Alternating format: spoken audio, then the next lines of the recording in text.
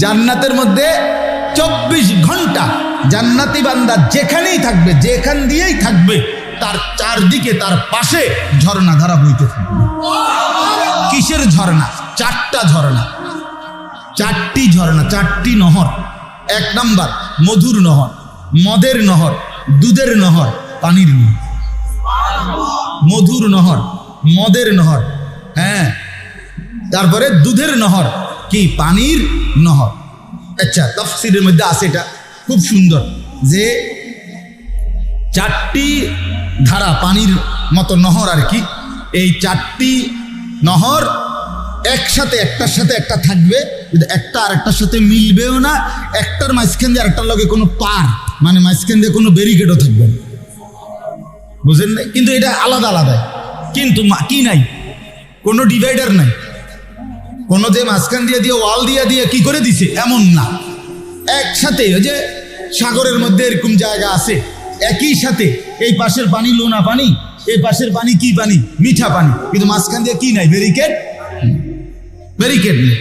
এই 4টি নহর, দুধের নহর, মধুর নহর, মদের নহর, পানির নহর চলতে থাকবে, বইতে থাকবে পাশাপাশি, কিন্তু কোনো পার, কোনো আর, কোনো ব্যবধান থাকবে না। এলো 1।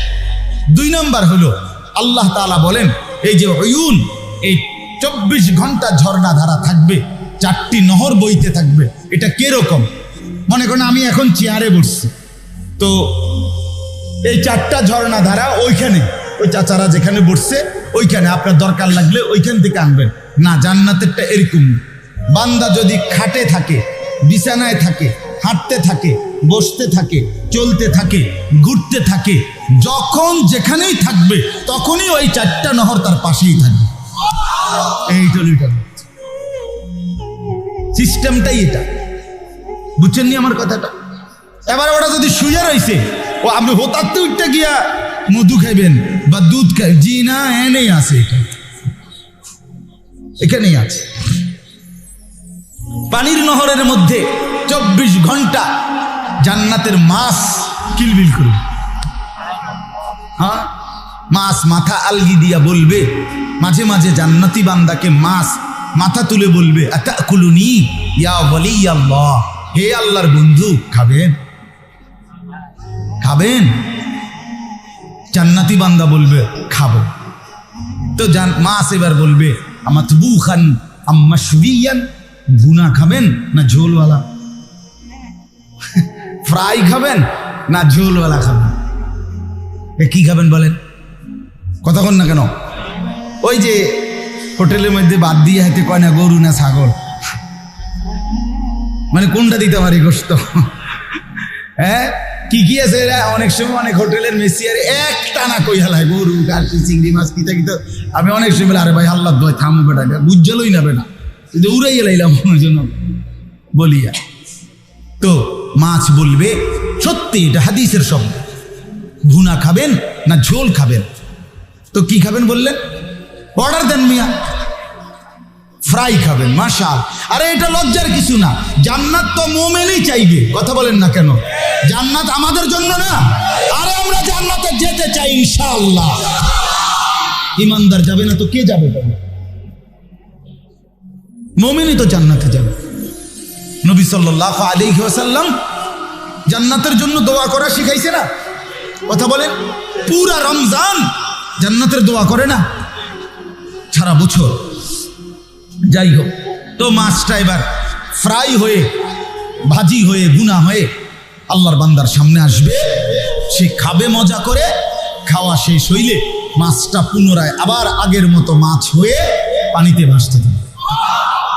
তো এবার এই জান্নাতি বান্দা বলবে, হে মাছ, আমি না এই মাত্র তোমারে খাইলাম, তুমি যে আবার হয়ে গেলা। এই তখন মাছ বলবে, হে আল্লাহর বান্দা, আপনি কি ভুলে গেছেন এটা যে খালিদিনা ফিহা, এটা আপনি জানেন না যে এখানে সব কিছুই চিরস্থায়ী, আমিও চিরস্থায়ী, আমনও চিরস্থায়ী।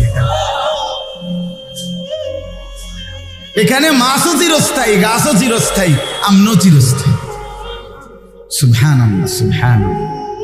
ইন্নাল মুত্তাকিনা ফি জান্নাতিন ওয়া উয়ুন, আল্লাহ তাআলা বলেন ফি যিলালিন ওয়া উয়ুন, আল্লাহ তাআলা বলেন মুত্তাকি বান্দা 24 ঘন্টা ছায়ার মধ্যেই থাকবে এবং ঝর্ণা ধারা বেষ্টিত থাকবে। সুবহানাল্লাহ। মানুষের পরিবর্তনের জন্য আন্তরিকতা জরুরি, আগ্রহ থাকতে হয়। আল্লাহর কোরআন মানুষের পরিবর্তনের জন্যই নাজিল হয়েছে। আল্লাহ তাআলা মানুষের হেদায়েত, মানুষের জিন্দেগি সাজাবার জন্যই কোরআন নাজিল করেছে। কিন্তু এই ক্ষেত্রে একটা জরুরি বিষয় হলো নিজের মধ্যে গ্রহণ করার মানসিকতা থাকতে হবে। রাসূলুল্লাহ সাল্লাল্লাহু আলাইহি সাল্লাম বলছেন, কিছু মানুষ আছে এমন যে টিলার মাটি, উঁচু নিচু মাটি, যে মাটিটা সমতল না, উঁচা নিচা, এরকম মাটি বৈশিষ্ট্য হলো রাসূলুল্লাহ সাল্লাল্লাহু আলাইহি সাল্লাম বলেন যে এই মাটির উপরে যদি বৃষ্টি পড়ে তো বৃষ্টির পানি পড়লে এই মাটির ভিতরেও কোনো পানি ঢোকে না, আর মাটির উপরেও কোনো পানি জমে না, এটা এমনি পড়ে যায় কাইঠে। তো ঠিক তেমনি ভাবে ভাই, এটা বন্ধ নামান নামান। তো ঠিক তেমনি ভাবে এই কিছু মানুষ আছে এমন, আল্লাহর কথা বলা হয়, রাসূলুল্লাহ সাল্লাল্লাহু আলাইহি ওয়াসাল্লামের কথা বলা হয়, কিন্তু সে নিজের জন্য কিছু গ্রহণ করে না, অন্যের জন্য কিছু বলে না। এতটাই অপদার্থ যে না নিজের কোনো উপকার করলো না মানুষের কোনো উপকার করলো। এই জন্য এমন না হওয়া। রাসূলুল্লাহ সাল্লাল্লাহু আলাইহি ওয়াসাল্লাম বলছেন, কোরআনুল কারীমের মধ্যে আছে, আল্লাহ তাআলা বলেন, ইয়া আইয়ুহাল্লাযীনা আমানু আলাইকুম আনফুসাকুম, হে ঈমানদারগণ, মুমিনগণ, তোমরা প্রত্যেকেই নিজেকে আঁকড়িয়ে ধরো, মানে নিজেকে গড়ে তোলো। সারা পৃথিবীর ফিকির জরুরি, মানুষের কল্যাণ, মানুষের পরিবর্তন, সমাজের পরিবর্তন, রাষ্ট্রের পরিবর্তন, দেশের পরিবর্তন, সবই দরকার, ঠিক আছে, সবই ঠিক, কিন্তু তার চাইতে বড় জরুরি হলো নিজের সংশোধন, নিজের আপাদমস্তক ঈমান ইসলামের রঙে গড়ে তোলা, নিজেকে পুরা গড়ে তোলা, এটা জরুরি। আলাইকুম আনফুসাকুম, সরাসরি কোরআনের আয়াত। লা ইয়াদুররুকুম মান দাল্লা ইযা ইহতাদাইতুম, আল্লাহ তাআলা বলেন, তোমরা যদি হেদায়েতের উপরে উঠে যাও, নিজেকে যদি গড়ে তোলো, এবার যেই কোনো গোমরা পথভ্রষ্ট ব্যক্তি পৃথিবীর কোনো প্রান্তে তোমারে আর পথ হারা করতে পারবে, কারণ তোমার কলিজার ভিতরে ঈমান বসে গেছে মজবুতের সাথে, তোমার চোখের সামনে আখিরাত ভাসতেছে, তুমি রাসূলুল্লাহ সাল্লাল্লাহু আলাইহি ওয়াসাল্লামের ভালোবাসা দিলের মধ্যে জমাইছো। এইবার অন্য কেউ যদি বলে, ভাই এই ডিজাইনটা, এই ফ্যাশনটা খুব সুন্দর, মুমিন বলবে, জি না, আমনের ফ্যাশন নিয়ে আমনে ঘাস কাটেন, আমনের ডিজাইন নিয়ে আমনে ঘাস কাটেন নিয়ে। আমার রাসূল সাল্লাল্লাহু আলাইহি ওয়াসাল্লামের সুন্নাত যেটা, তরিকা যেটা, এটাই শ্রেষ্ঠ, এটাই সুন্দর, এটাই যৌক্তিক। সুবহানাল্লাহ। এই যে এটা কলিজার মধ্যে আগে বসাইতে হয়, এটা এমনি এত সহজ না, আমার জন্য সহজ না, আপনার জন্য সহজ না, এটা দিলের মধ্যে আগে বসাইতে হয়, দিলের মধ্যে বসাইতে হয়। আমরা কিতাবের মধ্যে পড়ছি, রাসূলুল্লাহ সাল্লাল্লাহু আলাইহি ওয়াসাল্লামের বিখ্যাত সাহাবী, আপনারা সবাই নাম জানেন, ইসলামের তৃতীয় খলিফা হযরত সাইয়্যিদুনা উসমান রাদিয়াল্লাহু তাআলা আনহু, নবীজি সাল্লাল্লাহু আলাইহি ওয়াসাল্লাম হুদাইবিয়ার সন্ধির সময় ৬ষ্ঠ হিজরিতে আল্লাহ নবী সাল্লাল্লাহু আলাইহি সাল্লাম মদিনা থেকে উমরার জন্য সাহাবীদের ১৪-১৫০০ সাহাবী নিয়ে উমরা আদায় করার জন্য মক্কা শরীফ রওনা দিছিলেন। কিন্তু মক্কা শরীফ ঢুকবার আগে হুদাইবিয়া নামক একটা জায়গায় বাধাপ্রাপ্ত হয়েছেন, আর ভিতরে যাইতে পারেন নাই। তো মক্কার কুরাইশ কাফেররা বাধা দিছে, তাদের সাথে কথাবার্তা বলার জন্য, সমঝোতা করার জন্য যে কি করা। তো এই সমঝোতা, কথাবার্তা, বিষয়টা নিয়ে পর্যালোচনা করা, এর জন্য আল্লাহ নবী সাল্লাল্লাহু আলাইহি ওয়াসাল্লাম হযরত উসমান রাদিয়াল্লাহু তাআলা আনহুকে পাঠাইছেন যে তুমি গিয়ে তাদের সাথে কথা বলো যে আমরা এইবার যুদ্ধ করতে আসি নাই, আমরা ইতিপূর্বে বদরের যুদ্ধ করছি, উহুদের যুদ্ধ করছি, খন্দকের যুদ্ধ করছি, ঠিক আছে, সবই করছি, তোমরাও করছো, আমরাও যুদ্ধ করছি, কিন্তু আজকে আমরা যুদ্ধ করতে আসিনি। আমরা আসছি আল্লাহর ঘর তাওয়াফ করবো, সাফা মারওয়া সাই করব, মাথা মুন্ডন করবো, খালাস। উমরা মানে 3-4 ঘন্টার কাজ। এতটুকু শেষ হইলে আমরা আবার আমগো পথে মদিনায় ফেরত যাব। আমরা কোনো প্রস্তুতিও নিয়ে আসি নাই, আমাদের সাথে যুদ্ধের কোনো সাজ সরঞ্জামও নাই। কাজে তোমরা আম করে বাধা দিও না, এইটা বিস্তারিত বুঝাইয়া বলার জন্য প্রতিনিধি হিসাবে, দূত হিসাবে আল্লাহ নবী সাল্লাল্লাহু আলাইহি ওয়াসাল্লাম উসমান রাদিয়াল্লাহু তাআলা আনহুকে পাঠাইছে। তো উসমান রাদিয়াল্লাহু তাআলা আনহুকে পাঠাবার পরে উনি মক্কার কুরাইশদের সাথে কথা বলার জন্য আগে ওনার চাচাতো ভাই, উসমান রাদিয়াল্লাহু তাআলা আনহুর চাচাতো ভাই আবান ইবনে সাঈদ তার নাম, সে তখনও কুরাইশ, কাফের, ইসলাম গ্রহণ করে নাই, পরে উনিও কালেমা পড়ছে। তো এই আবান ইবনে সাঈদকে আগে খবর দিছে আলগা, তো সে আগাই আসছে, ওসমান রাদিয়াল্লাহু তাআলা আনহুকে রিসিভ করছে। তো হযরত ওসমান রাদিয়াল্লাহু তাআলা আনহু বলছেন, আমি রাসূলুল্লাহ সাল্লাল্লাহু আলাইহি সাল্লামের পক্ষ থেকে তোমাদের কুরাইশ নেতৃবৃন্দের সাথে কথা বলার জন্য আসছি, তুমি ব্যবস্থা করে দাও, মানে তুমি তাদেরকে একত্র করো, যেহেতু তুমিও তো লিডার, তো তুমি ডাকো, তা করে আমি কথা বলবো তাদের সাথে।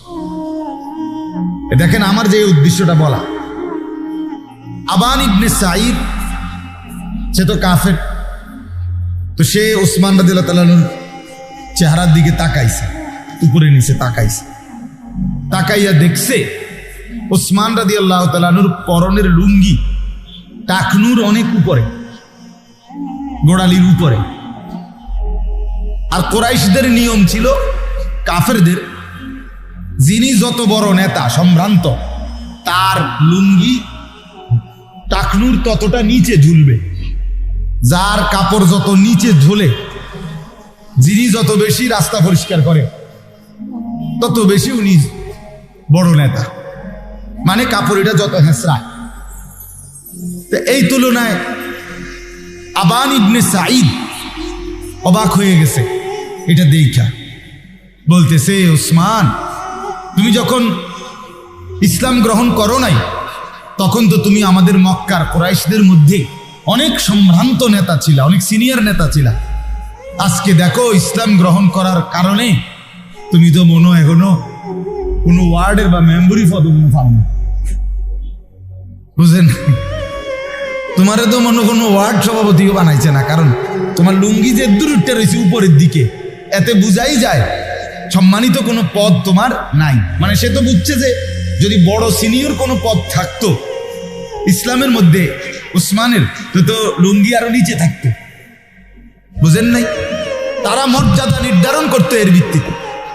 তো তিনি বললেন, আবান ইবনে সাঈদ, ওসমান রাদিয়াল্লাহু তাআলা আনহুকে, তুমি দয়া করে কুরাইশদের সাথে কথা বলার আগেই এখনই তোমার লুঙ্গি টাকনুর নিচে নামায় নাও, তাহলে তারা তোমাকে সম্ভ্রান্ত নেতা হিসাবে সম্মান করে কথা বলবে। এই তখন আমরা স্পষ্ট কিতাবে পড়ছি, হযরত ওসমান রাদিয়াল্লাহু তাআলা আনহু আওয়াজ করে বলছে, লা ওয়াল্লাহি হাকাদা ইজারু সাহিবু নবিয়িনা মুহাম্মদ সাল্লাল্লাহু আলাইহি ওয়াসাল্লাম, অসম্ভব কথা, আমি এক সুতা লুঙ্গি নিচে নামাবো না, আল্লাহর কসম এমনটাই আমার প্রিয় বন্ধু, আমার সাথী, আমার রাসূল মুহাম্মদ সাল্লাল্লাহু আলাইহি সাল্লামের লুঙ্গি মুবারক, তিনি এভাবেই পড়েন। অতএব তার চাইতে বড় সম্মানী ইজ্জতওয়ালা আর কেউ হইতে পারে। অতএব তোমার এই সমস্ত দুনিয়ার কাফের কুরাইশ বেঈমান নেতার সম্মানিত হওয়ার জন্যে আমি আমার লুঙ্গি এক সুতা নামাইতে পারি। এই সাহাবায়ে কেরাম যার কলিজার ভিতরে রাসূলুল্লাহ সাল্লাল্লাহু আলাইহি সাল্লামের আজমত মুহাব্বত এভাবে ঢুকছে, তো এক সুতা রাসূলুল্লাহ সাল্লাল্লাহু আলাইহি সাল্লামের খিলাফ করতে রাজি হয় নাই। তো আমার বলার উদ্দেশ্য হলো এই কথাটা, যে আমার ভাই, জিন্দেগির পরিবর্তনের জন্য দিলের মধ্যে আল্লাহর কথা, রাসূলুল্লাহ সাল্লাল্লাহু আলাইহি সাল্লামের কথা কলিজায় বসার জন্য যথেষ্ট পরিমাণ মনোযোগ দরকার, আগ্রহ দরকার, আন্তরিকতা দরকার, দিল দিয়ে শুনতে হয়, গ্রহণ করার মানসিকতা থাকতে হয়। আমি যদি মনেই করি যে এই সমস্ত কথা আমার জন্য না, বা এগুলো দিয়ে আমার কি হবে, আমি এগুলো মাইনা পারতাম না, অথবা আমার পক্ষে এগুলো সম্ভব না, অথবা গাদ্দারি, ভিতরে ভিতরে অহংকারী ভাব। হুজুরদের এই সমস্ত কথা এগুলো আমরা শূন্য কোনো কুলাই তারতাম। হুজুরদের সব কথা ধরলে দুনিয়া চলতো না, না দুনিয়া তো আমনে না চালা, আমরা আব্বা না চালায় দুনিয়া ওনার আব্বাই চালায়। কথা বুঝছেন না? হুজুরদের কথা ধরলে আর দুনিয়া চলবে না, কোরআনের কথা ধরলে আর দুনিয়া চলবে না। এই যে নাফরমানি কথা, কুফরি কথা, বেঈমানি কথা, কি পরিমাণ ধৃষ্ট, কি পরিমাণ ধৃষ্টতা, অহংকার, বলে দেখেন, ভেবে দেখেন। এই জন্য এই গাফেল মানুষ, অমনোযোগী, গাফলত, খামখেয়ালি, অবজ্ঞা, তুচ্ছতাচ্ছিল্য, উপহাস, এরকম মানুষের পরিবর্তন হয় না। এটা জরুরি, আমি এই কথাটাই বলতে চাচ্ছি। কোরআন শরীফে আছে, নাফরমানকে যখন জাহান্নামে ফেলা হবে, ইযা উলকু ফিহা সামিউ লাহা শাহীকাম ওয়া হিয়া তাফুর, জাহান্নামের আগুন ভীষণ গরমে যে টকবক করতেছে, এই প্রচন্ড গর্জন, সমুদ্রের গর্জনের চাইতেও জাহান্নামের আগুনের গরমের গর্জন ধ্বনি নাফরমান জাহান্নামে শুনতে পাবে। তাকাদু তামাইয়াজু মিনাল গাইজ, জাহান্নামী একটা নজর আগুনের দিকে তাকাইয়া দেখবে, রাগে ক্রোধে জাহান্নামের আগুন যেন ফাইটা যাইতেছে। হাদিসের মধ্যে আছে, জাহান্নামের আগুন যেন এক অংশ আরেক অংশরে আগুন, আরেক অংশ আগুনকে গিল্লা লাইতেছে। এত তীব্র গরম, প্রচন্ড আগুন। এই তীব্র আগুনের মধ্যে যখন জাহান্নামীকে ফেলবে আর ভীষণ চিৎকার করবে জাহান্নামী, তো ফেরেশতারা জিজ্ঞেস করবে, আলাম ইয়াতিকুম নাদির, এই বেঈমান চিল্লাও কেন, তোমার কাছে কি কেউ কোনোদিন এই জাহান্নামের ভয় দেখায় নাই? তখন সে স্বীকার করবে, ক্বালু বালা, প্রতিটা পাপী নাফরমান বলবে, হ্যাঁ আমার কাছে এসেছিল আল্লাহর পক্ষ থেকে ভয় প্রদর্শনকারী বান্দা। কত ইমাম, কত খতিব, কত আলেম, কত পীর, কত মাশায়েখ, কত আল্লাহর প্রিয় বান্দারা কেঁদে কেঁদে, ডেকে ডেকে, চোখের পানি ফেলে ফেলে আমারে আল্লাহর কথা মনে করাইছিল, আখিরাতের কথা বলছিল, কবর, হাসর, মিজান, ফুলসিরাত বলছিল, জান্নাত জাহান্নামের কথা বলছিল। ফাকাযযাবে না, আমি সবগুলোকে মিথ্যা মনে করছি। অকুলনা মা নাজ্জালাল্লাহু মিন শাই, আমি আরো বলছি অবজ্ঞা করে যে তোমরা মোল্লা মুন্সি যেগুলো বলো এগুলো আল্লাহ নাজিল করে নাই, মানে তোমরা বানায়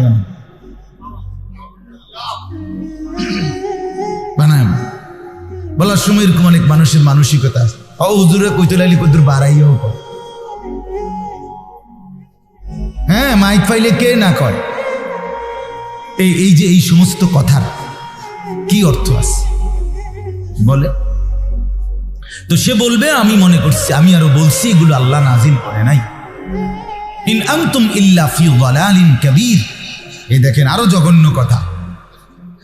এই নাফরমান বলবে, ফেরেশতা ভাই আমি আরো ওই বলনেওয়ালারে বলছি যে তুমি সুস্পষ্ট ভুলের মধ্যে আছো, যে আমারে আখিরাতের কথা বলছে আমি তারে বোকা বলছি, যে আমারে কবরের কথা মনে করাই দিছে আমি আরো বলছি তুমি বেটা বেউকুফ।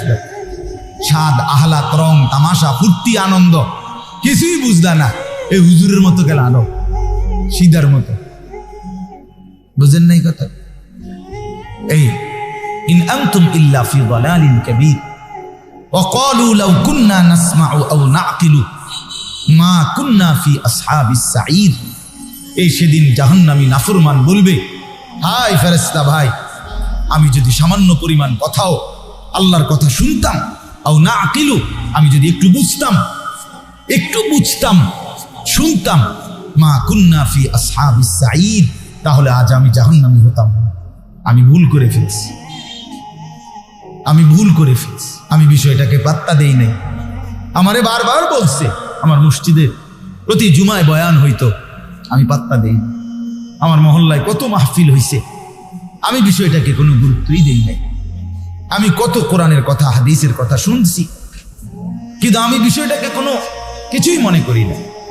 আমি যদি একটু গুরুত্ব দিতাম, একটু শুনতাম, আজ আমি জাহান্নামী হতাম। ফাতারাফু বিদামবিহিম, আল্লাহ বলেন জাহান্নামী এভাবেই ফেরেশতার সামনে নিজের সমস্ত গুনাহ অপরাধের স্বীকৃতি দিবে, কিন্তু লাভ কি হবে? ফাসুহকাল লিআসহাবিস সাঈর, এই তখন সব শুই না জাহান্নামী বলবে দূর হ, তুই জাহান্নামী, জাহান্নামী করবে। অর্থাৎ কোন সহমর্মিতা দেখাবার সামান্য রকম কোন সুযোগ ফেরেশতার কাছে নাই। থাকবে কি কোনো মনে করেন? কোন সুযোগ। আলাইহা মালাইকাতুন গিলাযুন শিদাদুল লা ইয়াসুনাল্লাহা মা আমারহুম ওয়া ইয়াফআলুনা মা ইউমারুন। কোরআনুল কারীমে আল্লাহ তাআলা বলেন আমার জাহান্নামের ফেরেশতা যারা, তারা সম্পূর্ণ আলাদা। আল্লাহ বলছেন জাহান্নামে দায়িত্ব পালন করে যেই ফেরেশতারা, তারা গিলাজ অত্যন্ত কঠোর, শিদাদ অত্যন্ত শক্তিশালী ফেরেশতা। এদের কোনো দয়া মায়া সামান্যতম ন্যূনতম কোনো আমি আল্লাহ তাআলা তাদের কলিজার মধ্যে দেইনি। তারা অত্যন্ত পাথরের মতো শক্ত, মজবুত, পাষাণ। তারা আমার হুকুমের এক বিন্দু ব্যতিক্রম করবে না। আমি যা বলেছি তাই আযাব দিতেই থাকবে। লক্ষ কোটি চিৎকারে ফেরেশতাদের এক জাররা পরিমাণও মায়া দয়া আসবে। আল্লাহর কসম, এটা কোরআনের আয়াত। এই জন্য বন্ধু আমার, বাপ আমার, খামখেয়ালি করলে পরিবর্তন হয় না। আপনি বুটও খাইবেন, আল্লাহর কথাও শুনবেন, হ্যাঁ, মোবাইলও টিপবেন, আল্লাহর কথাও শুনবেন, মসজিদের সামনে কাতারে বসে বসে আপনি চাচা জিমাইবেন, আবার হুজুরের ওয়াজও শুনবেন, আবার আপনি পরিবর্তনও হবেন। পিছনে বসে বসে নওজোয়ান ছেলে দুষ্টামি করবা মসজিদে, ইমাম সাহেব জুমার বয়ান করতেছে, আর তুমি ভাই ধাক্কা ধাক্কি ঠেলা ঠেলি মোবাইল টিপতেছো, হাসতেছো, মস্কারি করতেছো, কাউরে থাপ্পড় দিতেছো না। এত ফালতু মানুষের পরিবর্তন হয় না, এত বাজে লোকের পরিবর্তন হয় না। ফালতু ফালতুই থাইকা যায়, গাফেল গাফেলই থাইকা যায়। আল্লাহ তাআলা বেহেশত নিয়ে আটকাইয়া গেছে না যে আমার মতো আমাদের মতো নাফরমানদের দিতে হবে। কোনো লোকের শর্ট পড়িয়া গেছে না, কথা বুঝেন নাই? লোকের শর্ট পড়ে না। আ'দাততু লিইবাদিয়াস সালিহিন, আল্লাহ তাআলা বলেন আমি জান্নাত বানিয়েছি আমার অনুগত, আমার হুকুম মাননেওয়ালা, আমার সালিহিন নেককার প্রিয় বান্দাদের জন্যই। মা লা আইনুন রাআত ওয়ালা উযুনুন সামিআত ওয়ালা খাতারা আলা কলবি বাশার, এমন জান্নাত বানিয়েছি যে জান্নাতের সৌন্দর্য কোনো চোখ কোনোদিন দেখে নাই, কোনো কান কোনোদিন শুনে নাই। কতটা সুন্দর হবে কোনো অন্তর কল্পনাও করতে পারে নাই, কল্পনাও করতে পারে। এই জন্য চলেন ভাই, আমি শুধু আজকের বয়ান না, আমার বয়ান না, যত ওলামায়ে কেরাম বয়ান করবে প্রত্যেকের বয়ান আন্তরিকতা নিয়ে মনোযোগ দিয়ে হোক। আপনার মসজিদের ইমাম কি মসজিদের ইমাম হয়ে গেলে বেটা ছোট হয়ে গেছে, কথা বলেন না কেন? এই ওয়াজ হইল নফল ইবাদত, আর মসজিদে যিনি 5 ওয়াক্ত নামাজ পড়ায় সে তো ফরজ ইবাদত আদায়, ওনার দাম না বেশি, কথা বলেন না কেন? কয় না কেডা ওয়াজ আমরা ইমাম সাহেব, আমরা ইমাম সাহেব, তা আমরা ইমাম সাহেব বলি কি বেটা হচ্ছে গেছে না, আলগা হুজুর আনতো, চাঁদের দেশের থেকে হুজুর একদম ট্রাকে ফিরিয়া হুজুর আনতো, ট্রাকে বিরাট হুজুর, 30 জনে আলগি দিয়ে আইনা হতাই বই না, এত বড় হুজুর, বিরাট হুজুর আনতো, বিশাল, 80 হাত লম্বা, 40 হাত পাশ, এরকম একটা আইনা হুজুর হতাইলে তো এবারটা বদলাইব, নাহলে এত দুর্বল লোক হইলে এবারটা বদলাইব। ওনার বা বলে এরকম আমরা হুজুর দিয়ে হইতো না, আমার লাগে হুজুর আনতে হবে এরকম বিশাল হুজুর, যাতে মাথা তুললে আসার দিতে হবে। আশ্চর্য, আমি প্রায় শুনি এ কথা, আফসোস লাগে আমার। আর এটা কোন কথা মিয়া? আমি তো সবসময় বলি বাপ, প্রধান বক্তা, বিশেষ বক্তা, প্রধান আকর্ষণ, সাংঘাতিক আকর্ষণ, অল্প আকর্ষণ, মোটামুটি আকর্ষণ, এগুলো সব ধোঁকা, ধোঁকা বেটা, ধোঁকা, এগুলো সব ধোঁকা। আল্লাহর কথা যে বলে, যখন বলে, যেই টাইমে বলে, যতক্ষণই বলে, সবাই দামি, সবাই দামি, সবাই দামি। তোমার এলাকার হুজুর বললেও দামি, আর আরো দূরের মানুষ বললেও দামি। আল্লাহর কথা বললেই দামি। যে জবান মালিকের নাম নেয় ওই জবান দামি। যে দেহ আল্লাহর হুকুম পালন করে ওই দেহ দামি। যে জিন্দিগি আল্লাহর গোলামি করে ওই জিন্দিগি দামি। আহসান ওমান আহসানু কাওলাম মিম্মান দাআ ইলাল্লাহ। জনপ্রিয়তা ধোঁকা, জনপ্রিয়তার কিচ্ছু নেই। জনপ্রিয়তা কি? 1 কোটি মানুষ আমারে চেনে তো কি সেতে? কবর রাজাব মাফ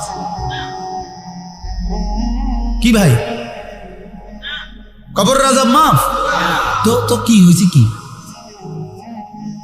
হয়েছে? কি তো ফায়দা কি? 10 কোটি মানুষ আমারে চিনে। আল্লাহ তাআলা বললেন আনিস আমি নিলাম না। হ্যাঁ, আল্লাহ বললেন আমি গ্রহণ করলাম না। তারপরে কি হবে? এরপরে আর কোনো মর্যাদা আছে কি তখন? আল্লাহ যদি কাউকে গ্রহণ না করে, আবু লাহাব, আবু লাহাব যে নাম শুনছেন না, নবীজির জামানার ওই বেঈমান চাচা, তো তার নাম কিন্তু আবু লাহাব না, তার নাম হলো আব্দুল উজ্জা। উজ্জার গোলাম মানে দেবতার নাম। কিন্তু সে এতটা সুন্দর ছিল, টকটুকা লাল সুন্দর, সুন্দরের বাপ। এই আবু লাহাব মানে সুন্দরের আব্বা, মানে এত সুন্দর ছিল সে। আবু লাহাব অত্যন্ত সুন্দর ছিল। আর বেলালে হাবশি একদম কালো ছিল, নিগ্রু ছিল, হাবশি ছিল। রব্বুল আলামিন বলেন বন্ধু আমার, সুন্দরের বাফেরে আমি গ্রহণ করলাম না, কালো বেলালকে আমি গ্রহণ করব।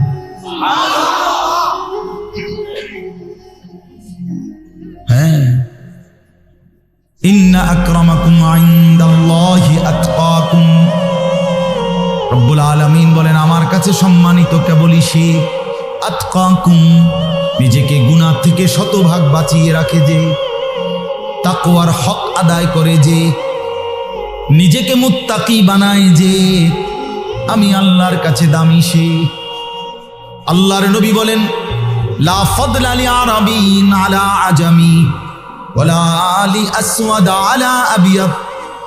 আল্লাহর নবী বলেন ওয়ালা লি আবিয়াদ আলা আসওয়াদ।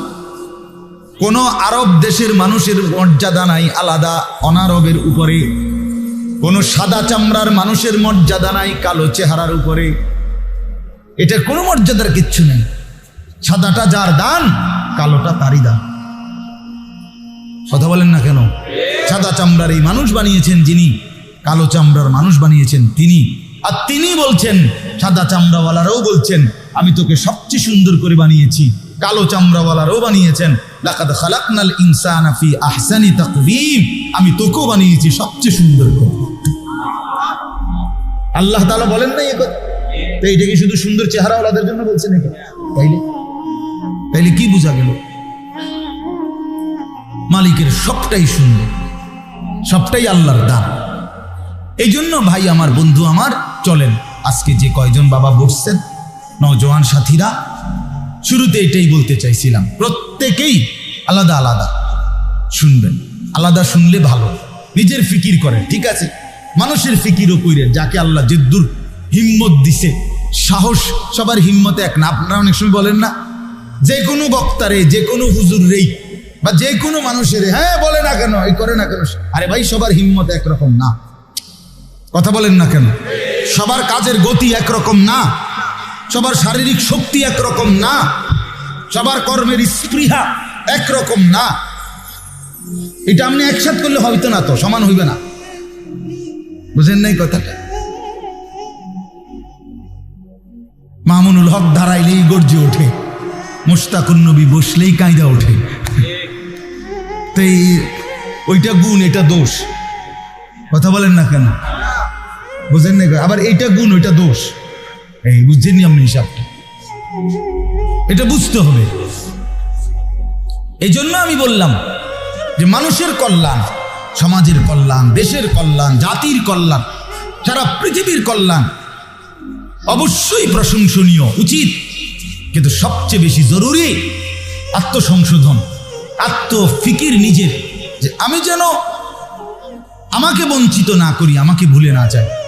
নিজেকে ভুলে না যাই।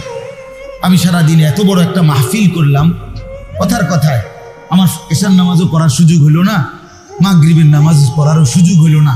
কেন? যে একটা ঝামেলা গেছে বেড়া, তুই করে আছিস মাহফিল বেড়া। আমি তো বালাস 3 ওয়াক্ত পড়ছি না, তুই তো 3 দিনে নামাজ পড়তি না, এবার জারি লাও। আরে বাপরে, আপনার কারামতি এটা। আপনি 3 ওয়াক্ত না হইরা 60% আপনার অনেক বড় বুজুর্গি। তো এটা হইল নি? কথাটা বলে এটা ইনসাফ হইল? এই কথাটা আমি বুঝাই। নিজেকে ভুলা যাবে না, নিজেকে ভুলা যাবে। কোন নবীদের চাইতে মানুষের কল্যাণ, মানুষের জন্য ভাবনা আর কারো মধ্যে ছিল বেশি? কথা বলেন না? কিন্তু সেই প্রত্যেক নবী মানুষের কল্যাণে বিভোর ছিলেন, মানুষের কল্যাণে পাগল পারা ছিলেন। প্রতিটা মানুষ আল্লাহর দিকে ফিরে আসুক, দুয়ারে দুয়ারে দুয়ারে দুয়ারে প্রত্যেক নবী মানুষকে আল্লাহর দিকে ফেরাবার চেষ্টা করছেন। কিতাবের মধ্যে আছে প্রত্যেক নবী নিজ কওমের মাধ্যমে জুলুমের শিকার হয়েছেন, নির্যাতিত হয়েছেন, রক্ত ঝরিয়েছেন, বেহুশ হয়ে পড়েছিলেন। কিন্তু প্রত্যেক নবী তারপরেও শেষ দিন পর্যন্ত মানুষকে আল্লাহর দিকে ফিরাবার চেষ্টা করছেন। কিন্তু এরপরেও সকল নবী আলাদাভাবে নিজের জন্য ফিকির রাখছেন। নিজের আখেরাত, নিজের কবর, নিজের পরকাল, নিজের হাসরের মাঠের ব্যাপারে বিশ্বাস করেন। নবীরা আলাদাভাবে ফিকির রাখছেন। হাদিসের মধ্যে আছে নূহ আলাইহিস সালামের মতো নবী 950 বছর যিনি মানুষের জন্য কাঁদছেন, মানুষকে আল্লাহর দিকে ফেরাবার চেষ্টা করছেন, সেই নবী নূহ আলাইহিস সালামও দোয়া করছেন, রব্বি গফিরলি, আল্লাহ আমারে মাফ করুন। ইব্রাহিম আলাইহিস সালামের মতো নবী মানুষের কল্যাণে কত জায়গায় হিজরত করছেন, একটার পর একটা জায়গা বদলাইছেন আল্লাহর হুকুমে মানুষকে আল্লাহর দিকে ফেরাবার জন্যে। কিন্তু সেই ইব্রাহিম আলাইহিস সালামও প্রতিনিয়ত দোয়া করতেন, রব্বি লা তুখজিনি ইয়াউমা ইউবআসুন, আল্লাহ কিয়ামতের কঠিন ময়দানে আমারে বেইজ্জতি করেন। এই যে নিজের ফিকির করছে। আমাদের প্রিয় নবী সাল্লাল্লাহু আলাইহি সাল্লাম উম্মতের জন্য কি পরিমাণ ফিকির করছেন? কথা বলেন না, আপনারা বলেন না, কি পরিমাণ? তুলনা হবে? হ্যাঁ, রাসূলুল্লাহ সাল্লাল্লাহু আলাইহি সাল্লাম বলেন, আম্মা জান আয়েশা রাদিয়াল্লাহু তাআলা আনহাকে বলছেন, আয়েশা, আল্লাহর কসম, সোয়ালাক আম্বিয়াকে যত কষ্ট না দেওয়া হয়েছে, আমি একা মুহাম্মদকে তার চাইতে বেশি কষ্ট দেওয়া হয়েছে। আমি এই পরিমাণ কষ্ট পাইছি, এই পরিমাণ জুলুম আর নির্যাতন এই 23টা বছরে আমি সয়েছি। যিনি এত বেশি পরিমাণ উম্মতের জন্য কাঁদতেন, সারা রাত কাঁদতেন, সারা রাত কাঁদতেন, সারা রাত চোখের পানি ফেলতেন। আম্মা জান আয়েশা বলেন, আমি দেখতাম নবীজির দাড়ি মুবারক ভিজে যেত, চোখ মুবারক লাল হয়ে যেত, পা দুইটা তাওয়াররামাত কাদামাহু ফুলে ফুলে যাইত। আল্লাহ নবী সাল্লাল্লাহু আলাইহি সাল্লাম সারা রাত উম্মতের জন্য কাঁদতেন।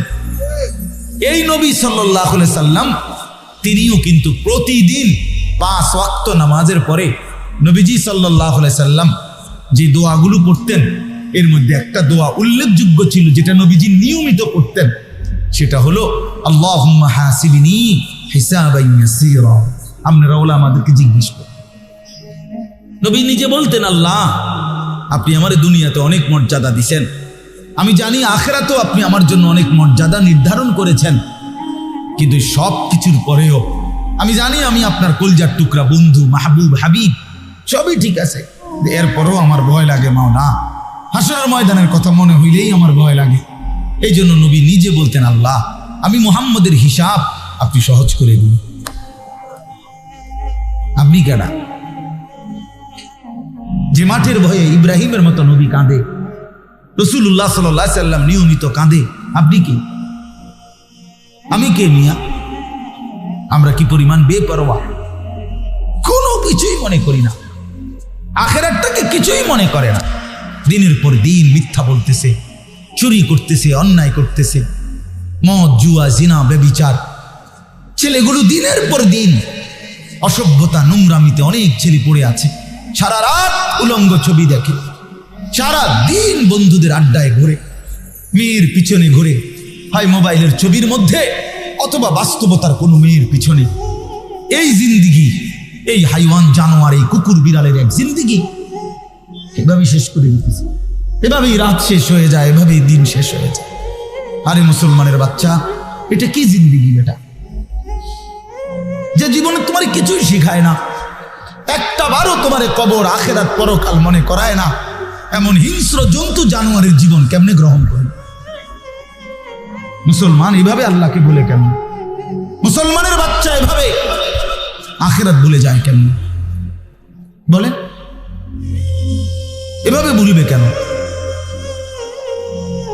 এই জন্য বললাম, আমরা বিষয়টা কি কিছুই মনে করি না। আখেরাতকে আমরা মনে করছি আখেরাত মনে এই 15-20 মিনিটের মনে বিচার আসার আর কি, এরপরে ছেড়ে দিব। একটা জিজ্ঞাসা করছে, কিটা বিচার করছে তোমার মেলের মধ্যে? মেল বুঝেন? মেল আমরা কি কয় দেশের দিকে মেল হয় না গ্রামে সর্দার মাথা, কিরে কিটা হইলো বিচার? আরে বাড়ি দুটা দিয়ে ছেড়ে দিছে, বাড়ি দুটা দিয়ে ছেড়ে দিছে, সার্স। এই নি হাসরের ময়দান এটা। তো আল্লাহ তাআলা কোরআনুল কারীমের মধ্যে বলছেন, ফি ইয়াউমিন কানা মিকদারুহু 50,000 সানা, হাসরের ময়দানের একদিন হবে বাপ 50,000 বছর। 50,000 টাকা না, 50,000 বছর। আপনার আমরা এখানে সবাই আমাদের পূর্বপুরুষ বংশধর 14 গোষ্ঠীর হায়াত মিলালে আপনি 50,000 বছর। আমরা একজনের না, আমরা এখানে সবাই 14 পুরুষের হায়াত একসাথে করলে হবে 14 জন মানুষের 60 কইরা গুনলে আর কত হয়?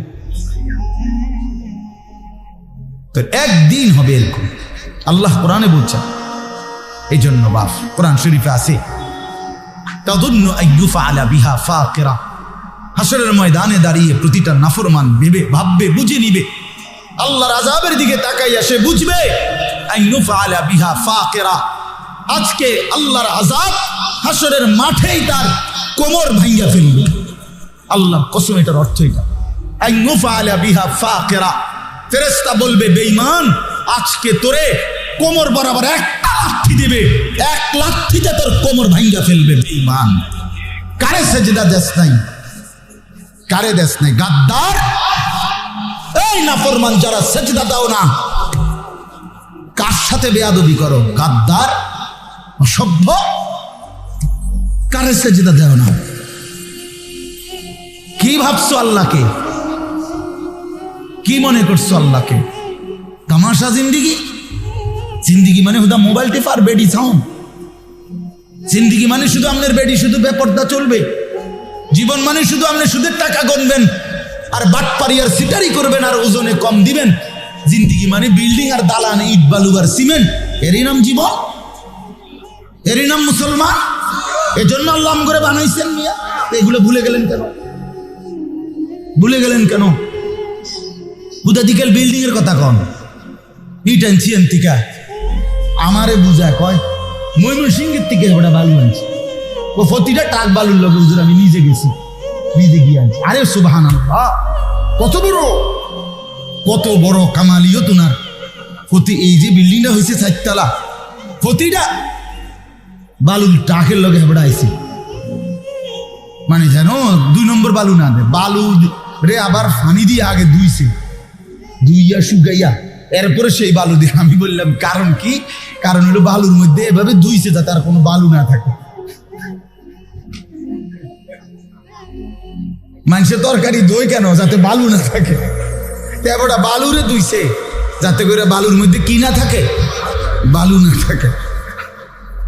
এইভাবে দুনিয়া বুঝ করলেন, একটা বিল্ডিং এর জন্য এই পরিমাণ কোশিশ করলেন।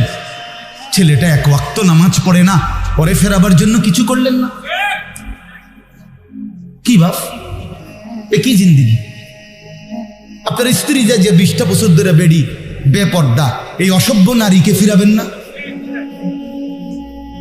আপনার ঘরে যায় যে 30 বছর ধরে প্রত্যেক দিন টেলিভিশন চলে, নর্তকী নাচে, নাটক সিনেমা চলে, উলঙ্গ ছবি চলে, আপনি এগুলো ফিরাবেন না?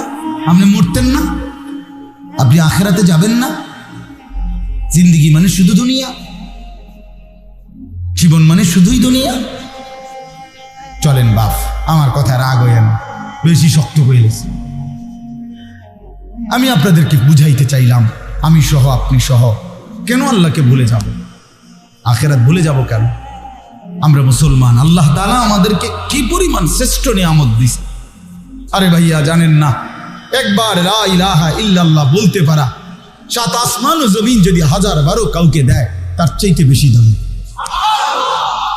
আমি এবছর চিল্লার সফরে আমি যে তাবলিগে ছিলাম 40 দিন, উত্তরবঙ্গ দিনাজপুর, এই আগস্ট মাসে, তখন আমি 72 বছর বয়স্ক, 72 বছর বয়স এক লোক হিন্দু, ওনার 2 ছেলে কালেমা পড়ছে আগেই, আমাদের হাতে না, মানে আগেই 2 ছেলে মুসলমান হয়েছে। এই ছেলেরা দুজন আমগরে, এক ছেলে আমারে আরো দাওয়াত দিয়ে আমাগরে নিচে যে হুজুর আপনারা আমার আব্বারে একটু বলেন কালেমার দাওয়াত দেন। আমরা 3 জন আলেম 2.5 ঘন্টা এই চাচারে, আমার মনে আছে দুপুরবেলা না খাইয়া ওনারে আল্লাহর দিকে দাওয়াত দিছি। কত বলছি, কত কিছু বলছি, কতভাবে বুঝাইবার চেষ্টা করছি। লোকটা বলে, এই চাচা এই কথা মুখে বলে যে ঈশ্বর অদ্বিতীয়, ঈশ্বরের কোনো অংশীদার নাই, এটা উনি বলতেছে। আমি বললাম চাচা বিশ্বাস করেন এইটাই আমগো কালেমা, এই আপনি যেটা বাংলা কইতেছেন এইটাই লা ইলাহা ইল্লাল্লাহর অর্থ, যে ঈশ্বরের কোনো কি নাই, অংশীদার। লা ইলাহা ইল্লাল্লাহ মানে এটা না, আপনি এই কথাটা কোন শুন, লা ইলাহা ইল্লাল্লাহটা কোন চাচা, আপনি চিরস্থায়ী জাহান্নাম থেকে বাইচা যাবেন। ওই ভদ্রলোক বলতেছে না আমি এটা বলবো না, বলেই নাই, একবারও বলে নাই, কালেমা তার মুখ দিয়ে বের করতেই পারলাম না। তখন আমি আমার সাথীদের কাছে আইসা বলছিলাম, আমি কাঁদছিলাম ওই লোকটার জন্য, যে হায় আল্লাহ 72 বছর জীবনের চলে গেছে, এই লোক একটা বার মালিকের নাম নিতে পারে নাই, আর আমারে আল্লাহ কত বড় দৌলত দিছে, আমরা ছোট্টবেলা থেকে কত লক্ষবার কালেমা লা ইলাহা ইল্লাল্লাহ বলতে পারছি। এত বড় সৌভাগ্য এভাবে ফেলে দিলাম, এত বড় সৌভাগ্য ফেলে দিলাম। এই সামান্য দুনিয়ার জন্য, সামান্য ঘর বাড়ি দালান বিল্ডিং এর জন্য, সামান্য ক্ষমতা প্রভাব প্রতিপত্তির জন্য আল্লাহকে এইভাবে প্রত্যাখ্যান করলাম, আখিরাতকে এইভাবে বাদ দিয়ে দিলাম। আল্লাহ আমাদেরকে বুঝ দান করেন। চলেন বাপ, এই জন্য মনে রাখেন জরুরি বিষয় হলো আল্লাহ তাআলা বারবার কোরআনুল কারীমের মধ্যে দুনিয়া আখিরাত বুঝাইছেন, কতভাবে কত ঢঙ্গে জান্নাতের কথা বলছেন, জাহান্নামের কথা বলছেন, আল্লাহর হুকুম মানবার কথা বলছেন, আল্লাহর নাফরমানির পরিণতি বলছেন।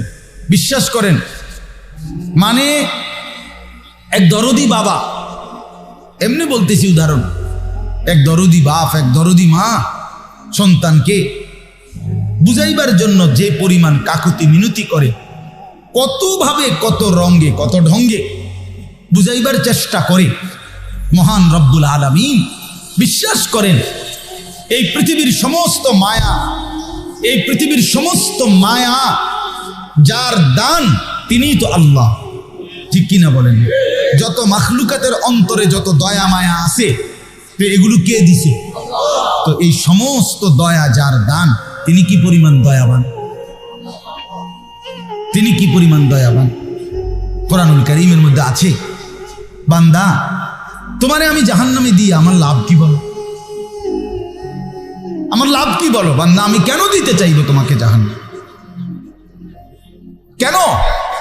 তো কত ভাবে আল্লাহ তাআলা কোরআনুল কারীমের মধ্যে আমাদেরকে বুঝাইতে চেষ্টা করছেন যে বান্দা গুনাহ ছেড়ে দাও, তাকওয়া অবলম্বন করো, জান্নাতের নিয়ামত বুঝে নাও, নাফরমানির রাস্তা ছেড়ে দাও, দুনিয়ার এই ভোগ বিলাসিতা আখিরাতকে বাদ দিয়ে এটা পরিত্যাগ করো, নাইলে কষ্ট পাইবা, নাই তো কষ্ট পাইবা, নাই তো কষ্ট পাইবা।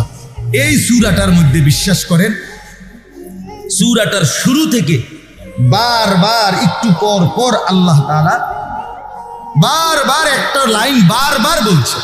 কোরআন শরীফের এই সূরা মুরসালাত সূরার মধ্যে বারংবার আল্লাহ তাআলা বলছে, ওয়াইলুন ইয়াউমাইদিল লিল মুকাদ্দিবিন, তোমরা যারা আমার কথাকে মিথ্যা মনে করছো তোমাদের জন্য লাঞ্ছনা, তোমাদের জন্য আযাব, তোমাদের জন্য আযাব। আল্লাহ বলেন ওয়াইলুন ইয়াউমাইদিল লিল মুকাদ্দিবিন, শোনো বান্দা, হাসরের ময়দানে সেদিন, ইয়াউমাইদিন মানে সেদিন, মানে হাসরের ময়দানের দিন, তোমরা যারা আমি আল্লাহর হুকুমকে আমি আল্লাহকে মিথ্যা মনে করেছো, ওয়াইলুন তোমাদের জন্য দুর্ভোগ, তোমাদের জন্য জাহান্নাম, তোমাদের জন্য লাঞ্ছনা। এই 2টা পৃষ্ঠার মধ্যে আল্লাহ তাআলা বারবার বলছেন, বারবার বলছে একই কথা, ওয়াইলুন ইয়াউমা ইদিল লিল মুকাদ্দিবিন। ওই যে সূরা আর রহমানের মধ্যে যেরকম আপনারা শুনছেন না, যে আল্লাহ তাআলা বারবার বলছে ফাবিআইয়ি আলাই রাব্বিকুমা তুকাদ্দিবান, এটা বারবার আছে না? এটা এইখানেও এই সূরাটার মধ্যে এই কথাইটা বারবার আছে, ওয়াইলুন ইয়াউমা ইদিল লিল মুকাদ্দিবিন। এই বান্দা, সেদিন কিন্তু মিথ্যাবাদীদের জন্য, নাফরমানের জন্য, আমি আল্লাহর হুকুমকে মিথ্যা মনে করেছে যারা, তাদের জন্য দুর্ভোগ, তাদের জন্য লাঞ্ছনা। আর যারা আমি আল্লাহর হুকুমকে গ্রহণ করেছে, আল্লাহর নাফরমানি ত্যাগ করেছে, আমার গোলামি আর বন্দিগির মধ্যে লেগে রয়েছে, আল্লাহ বলেন আমি তাদের জন্য আমার সুন্দর প্রশস্ত জান্নাত